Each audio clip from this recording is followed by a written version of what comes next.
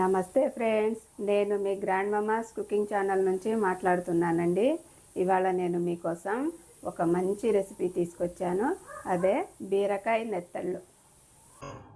ఇక్కడ నేను 1/2 కేజీ బీరకాయలు తీసుకున్నానండి. 1/2 కేజీ బీరకాయలకి 100 గ్రామ్స్ నెత్తళ్ళు తీసుకోవాలండి. ఇంకా ఒక పెద్ద ఆనియన్ కట్ చేసి తీసుకోవాలి. ఒక 2-3 పచ్చిమిరపకాయలు కట్ చేసి తీసుకోవాలి. 1 స్పూన్ కారం, 1/2 స్పూన్ పసుపు, 1 స్పూన్ ఉప్పు, 1 spoon home made veg masala అండి. ఇది కూడా నేను వీడియోలో పెట్టాను, మీరు ఒకసారి చూడండి నా వీడియోస్. 1 కప్పు నూనె, ఇంకా గార్నిష్ కోసం కొత్తిమీర వేసుకోవాలండి. ఇప్పుడు ఎలా చేయాలో చూద్దామండి. ఈ నెత్తళ్ళు అండి, ముందుగా ఈ నెత్తళ్ళు మనము కొంచెం వేపుకొని వేడి నీళ్ళల్లో వేసుకొని చక్కగా ఒక 2-3 నీళ్ళతోటి చక్కగా కడుక్కోవాలండి. ఉసిక వాసన మురికి అంతా పోతుంది. అవి కడుక్కి పక్కన పెట్టుకోవాలి. ఇప్పుడు స్టవ్ వెలిగించుకొని ప్యాన్ పెట్టుకొని ఆ నెత్తళ్ళు 1 నిమిషం వేపుకుందామండి. ఇలా వేపితే 1 నిమిషము ఉసిక ఏదన్నా మురికి ఉంటే పోద్దండి, రాలిపోద్ది. ఇంకా ఇవి ముందే నేను మొండాలు తొడాలు తెంపి పెట్టుకున్నానండి. ఇలా తెంపి పెట్టుకోవాలి ముందే.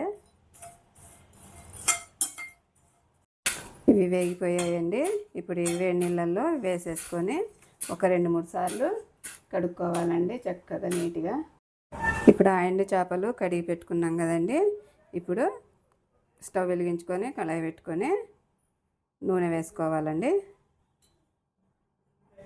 ఇప్పుడు ఈ కడిగి పెట్టుకున్నాం కదండి, ఈ నెత్తళ్ళు వేసుకుందాం.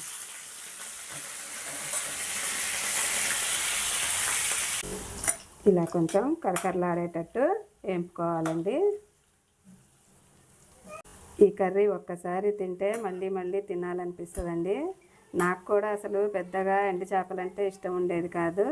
మా అత్తగారి ఇంట్లో నేను ఒకసారి తిన్నానండి. అప్పటి నుంచి నేను కూడా ఎండు చేపలు వండుకొని తింటానండి. ఈ నెత్తళ్ళు, బొమ్మిడీలు, ఎండు రొయ్యలు, తాటాకులు ఇవి మాత్రమే నేను తింటానండి.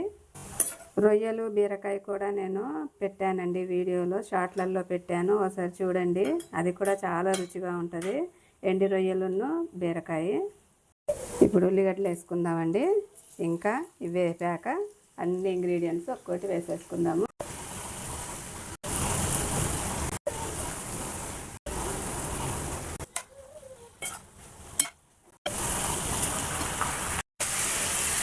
మనము ఎక్కువ శాతం ఎండు చేపలు తినడానికి ఇష్టపడం కదండి, కానీ డాక్టర్స్ కూడా సజెస్ట్ చేస్తారండి ఎండు చేపలు వీక్లీ వన్స్ తినాలని. షుగర్ ఉన్న పేషెంట్స్ అయితే తినొచ్చండి వీక్లీ వన్స్. ఉప్పు చేప తప్ప ఈ ఎండు చేపలు తినొచ్చండి. దీంట్లో కార్బోహైడ్రేట్స్ బాగుంటాయండి. వెజిటేరియన్స్ తినలేరు, కానీ నాన్ వెజిటేరియన్స్ ఒకసారి ట్రై చేసి చూస్తే మళ్ళీ మళ్ళీ చేసుకొని తింటారండి. వంకాయ ఎండు చేపలు, బీరకాయ ఎండు చేపలు, సొరకాయ ఎండు చేపలు, గోంగూర ఎండు చేపలు, చింత చిగురు ఎండు చేపలు ఇలా వండుకొని తింటే చాలా రుచిగా ఉంటుందండి.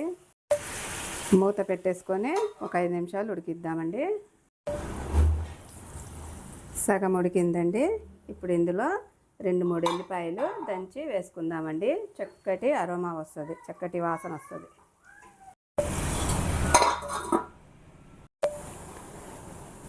ఐదు నిమిషాలు అయిపోయిందండి, కర్రీ కూడా ఉడికిపోయింది.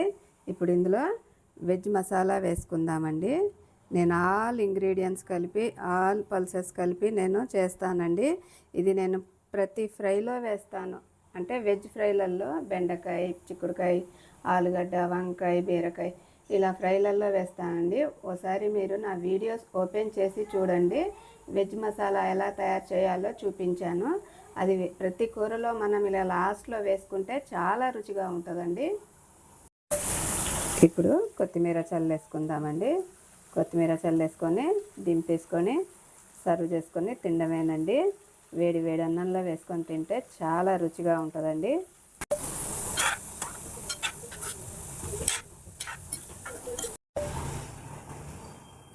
చూసారా ఫ్రెండ్స్, వేడి వేడి టేస్టీ బీరకాయ నెత్తళ్ళు రెడీ అండి.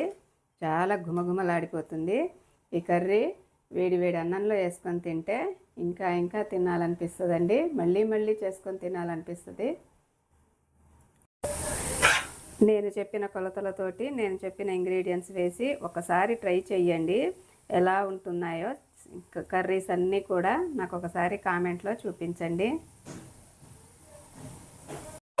మీరెప్పుడు Harsha's grand mama's cooking channel చూస్తూనే ఉండండి. మీకోసం వెరైటీ రెసిపీస్ తీసుకొచ్చి చూపిస్తాను. మీకు ఈ వీడియో నచ్చినట్లయితే లైక్, షేర్ అండ్ సబ్స్క్రైబ్ చేయండి. వీడియో చూసినందుకు ధన్యవాదాలు.